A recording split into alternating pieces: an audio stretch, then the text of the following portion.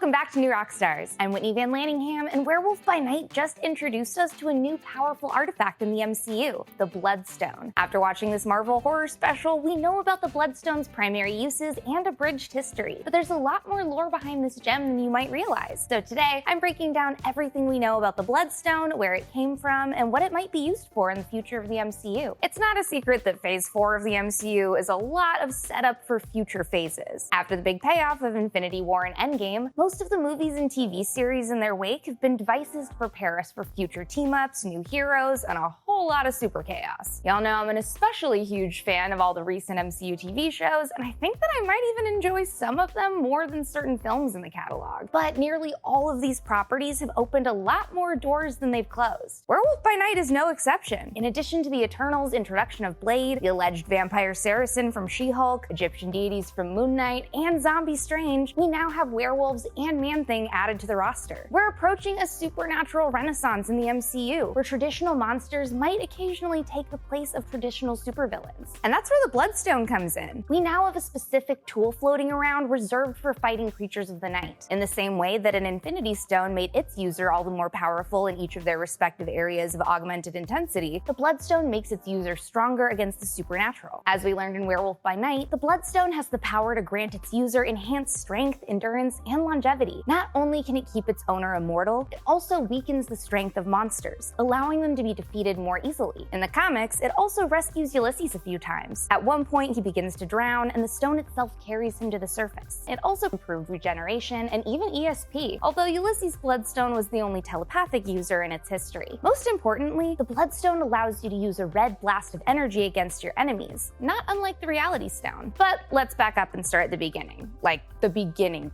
Predating the universe itself, a race of elder gods existed in an alien universe, devolving into destruction and disorder. In order to conquer other realities, the Blood Gem was created. Like the Infinity Stones, the Bloodstone in the comics used to go by the term gem instead of stone. The Blood Gem became a conduit for the Hellfire Helix, aka the point in reality where all energy and magic passes through. Somehow, these condensed energies formed a sentience known as the Exo-Mind. Although the Elders entrusted the Exo-Mind to find 5 guardians to help them perform the world-melding rituals, the Exo-Mind had its servant, Ulixiel, steal the Blood Gem from the gods. Chaos doing as chaos does. This action was simply on a whim of the Exo-Mind. Ulixiel yeeted the gem into time and space, and it was seemingly lost for quite some time. Spoiler alert, this is not the color hair that I was born with, but I love it. My hair is as much of a part of who I am as my face or my spleen. Arguably more than my spleen. My hair makes me happy, so that's why I want to make my hair happy, and that's why I'm stoked about Geology Co-Wash. And I know you're all thinking, Geology, isn't that the 13 times award-winning skincare company with over 5,000 five-star reviews? Yes, they are. But now they do hair too, and I'm super excited about it. Geology has a new custom control hair care line with brand new Co-Wash. Co-Wash is the anti-shampoo. Shampoo strips your hair of the essential oils the scalp produces and can leave your hair and scalp too dry. Typical shampoos use harsh chemicals to clean your hair, but Co-Wash uses friction and scrubbing motion to remove dirt and grime from your scalp, keeping your hair clean and healthy without damaging it in the process.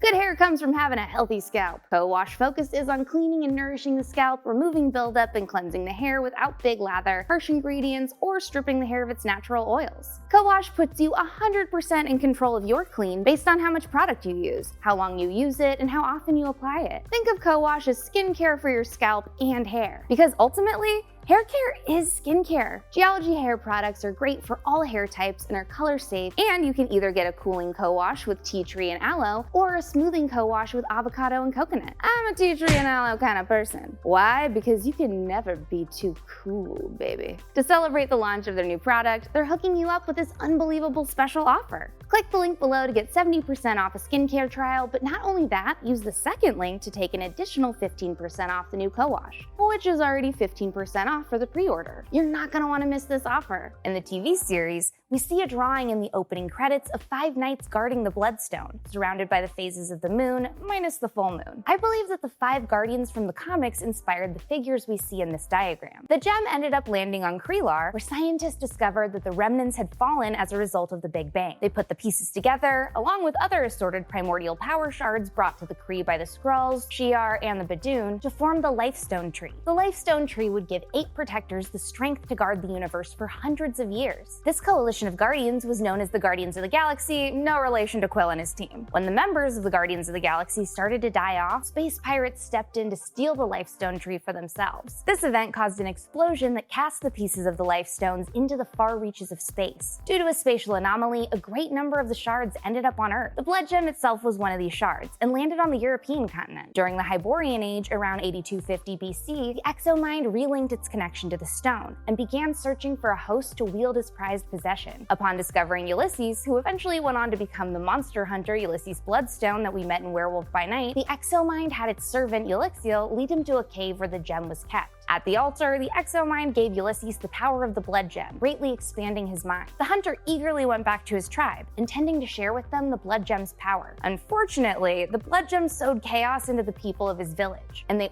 all died horrifically when faced with the stone. Ulysses attempted to shatter the gem, but one of the pieces of the gem was embedded deep inside his chest, sort of like a prehistoric twist on the arc reactor. After accidentally murdering everyone he knew and loved, Ulysses Bloodstone vowed to use his powers to save humanity from monsters, aliens, and other reality-threatening beings. His prime target would be Ulixiel, who, from his perception, was the cause of his tribe's death. To keep Ulysses as its host for thousands of years, the Exo-Mind would have legions of monsters drawn to him, preventing him from achieving his true quarry. Ulysses ended up becoming the most fearsome, wealthy hunter in the world due to the stone's unique powers, not knowing that he housed the life form he wished to kill. After tiring of seeing the world through Ulysses' eye, the Exo-Mind organized a group of followers known as the Conspiracy to kill him. Promising them the same eternal life as Ulysses, the Conspiracy worked with the Exo-Mind to collect other fragments of the Blood Gem. The Conspiracy then extracted Ulysses' gem for themselves. Once fully collected, the Exo-Mind stole their life force to create a physical body for itself. But Bloodstone was able to psychically penetrate the Exo-Mind and seemingly destroy it, killing himself in the process.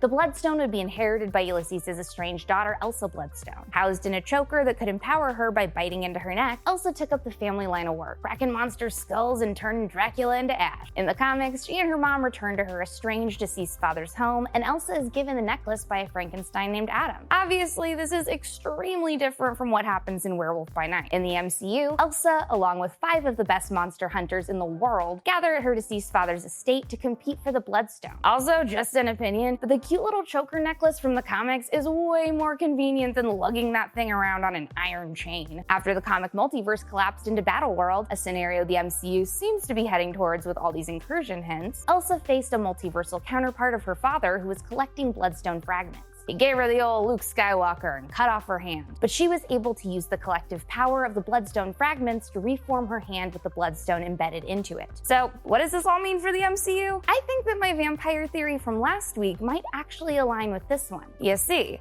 the Elder Gods of Chaos created the Bloodstone to break into our dimension. Who's one of those big shot Elder Gods we know of? Cthon. Yup, the being whose dark hold on the multiverse was just severed by the Scarlet Witch. That's gonna make him pissed, and he could reasonably be adapted as the force behind the Exo-Mind. If he can assemble enough Bloodstone shards by influencing monsters, he might be able to use the stone's initial purpose to find another way into our universe and have his revenge. Or if my vampire theory is even sort of correct, and monstrous followers of Cthon are trying to re-establish their connection to him, they could be like the Conspiracy, a group of monsters unwittingly seeking power by uniting the stones, only to unleash true chaos. To achieve their goals, they'll have to down Elsa Bloodstone, but that might prove challenging if she gets a similar power-up in a Phase 6 Battleworld arc.